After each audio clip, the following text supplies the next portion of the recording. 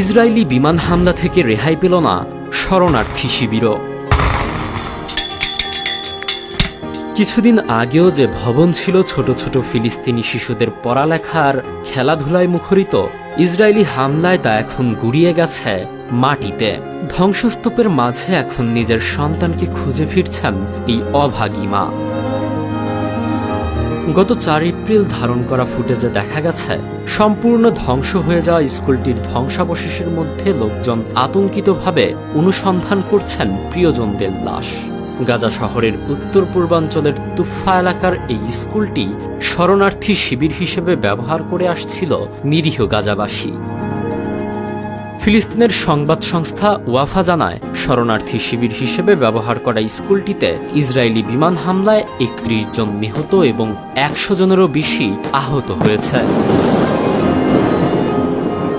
চোখের সামনে ঘটে যাওয়া সেই মর্মান্তিক ঘটনার কথা জানিয়ে প্রত্যক্ষদর্শী মোহাম্মদ আল কাত্তা বলেন, স্কুলটি সম্পূর্ণ ধ্বংস হয়ে গেছে। ধ্বংসস্তূপের নিচে মানুষ ছিল, কিন্তু কাউকে টেনে বের করার উপায় ছিল না। আহত সাংবাদিক ইউসুফ হাসুনার স্ত্রী আসমা জানান, তার স্বামী অসুস্থ ছিলেন। 2 মাস আগে স্ট্রোক হয়েছিল। তার বাবাও 75 বছর বয়সী বৃদ্ধ।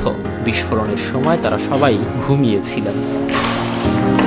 ইসরায়েলি সেনাবাহিনী এখনও এই হামলার বিষয়ে কোনো মন্তব্য করেনি। তবে বৃহস্পতিবার তারা জানায়, গাজা শহরের হামাস কমান্ড এবং কন্ট্রোল সেন্টারে প্রধান সন্ত্রাসীদের লক্ষ্য করে অভিযান চালানো হয়েছে এবং নাগরিক হতাহতের ঝুঁকি কমাতে প্রয়োজনীয় ব্যবস্থা নেওয়া হয়েছে।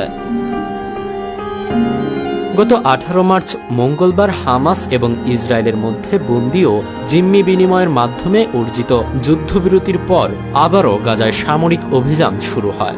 গাজা স্বাস্থ্য মন্ত্রণালয়ের তথ্য অনুযায়ী নতুন করে শুরু হওয়া এই অভিযানে এখন পর্যন্ত 1249 জন ফিলিস্তিনি নিহত এবং 3022 জন আহত হয়েছেন।